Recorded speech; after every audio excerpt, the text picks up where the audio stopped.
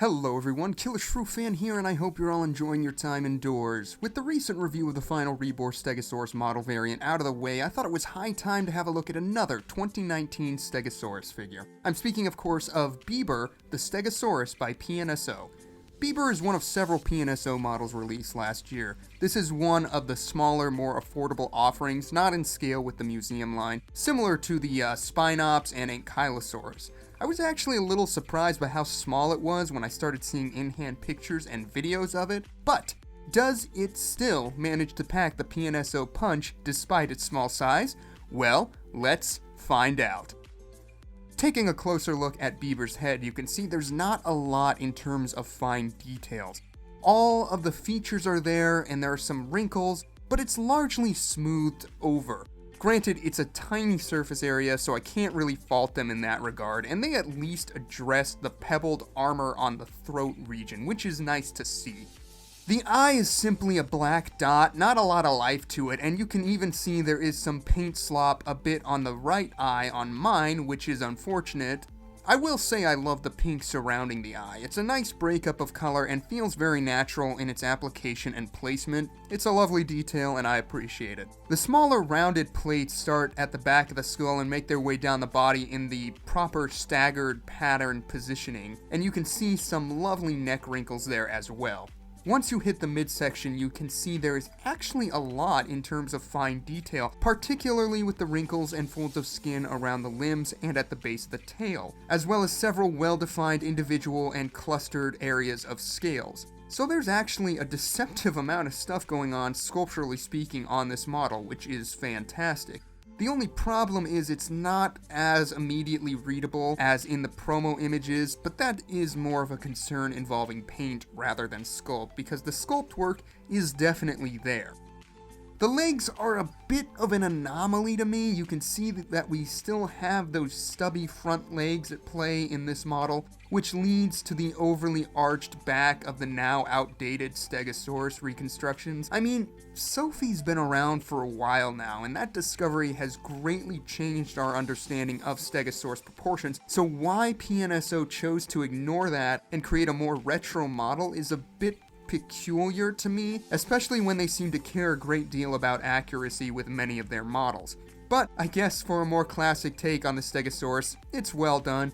So I guess you can look at it like that, same way you look at it for the Rebor models. So, food for thought.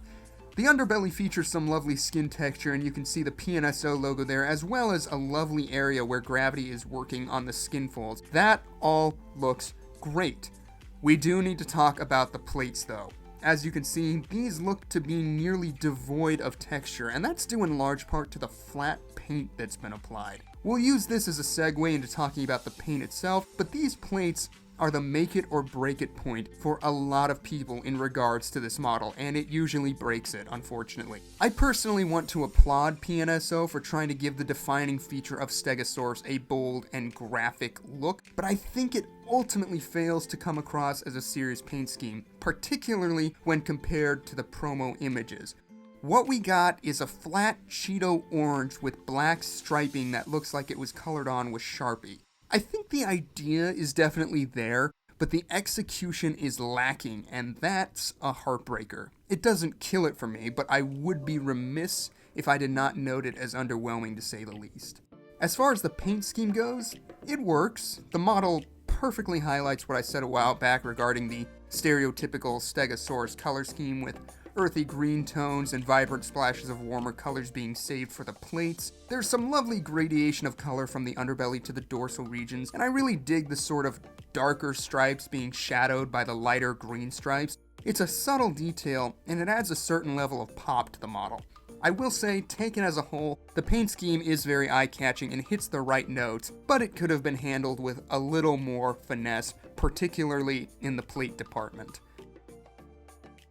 I find the pose to be quite endearing. There's nothing bold about it. Bieber's just taking a stride forward, neck and tail curving slightly. I think it's cute in this particular size range, and it gives the model some life and character, which is always appreciated. As far as the size goes, you can see that Bieber measures just under 7 inches, or right around 17 centimeters, and stands only 3.5 inches high at the top of the plates, or just under 9 centimeters. So yeah, not a big model by any stretch of the imagination, especially when compared to some other figures.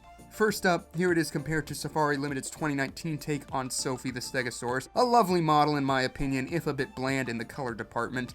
And you really don't notice just how clunky and awkward Bieber looks until you stand him next to the more properly proportioned Safari Limited offering. These two are also pretty close in terms of the price range, and whereas Bieber is a good deal smaller than Sophie, his paint apps are a bit more eye-catching, so take that as you will.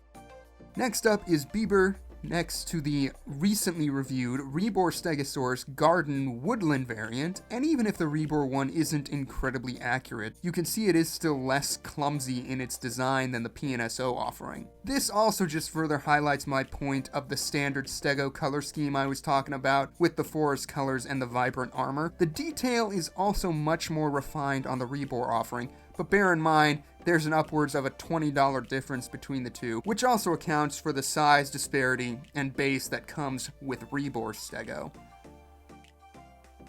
Next up for comparisons, here it is next to the Chungkingosaurus of the Yangchuanosaurus and Chungkingosaurus diorama set. These two are actually pretty close in terms of their size, but there is definitely a disparity in their style. Again, the paint job is better on the dinosaur that comes in the $65 set as opposed to the dinosaur that comes on its own and is only $20. So that's to be expected. Next up we have Duke the Spinops, another of the smaller, more affordable dinosaurs from the PNSO line, and the one that I originally chose over Bieber. You can see the styles and size are much more in line with one another, again, the result of their similar price points. Although if I remember correctly, Bieber is actually more expensive than Duke. I could be misremembering, but that's how I recall it back when I first ordered Duke. And finally, for size comparisons, this is one that kind of derails the whole price point argument. We have Seed, the Ankylosaurus, one of the best models to come from last year, and the best Ankylosaurus currently available at an affordable price in my opinion. As you can see, both the detail and paint scheme are so much better defined on the Ankylosaurus, which is also a bit larger than the Stegosaurus.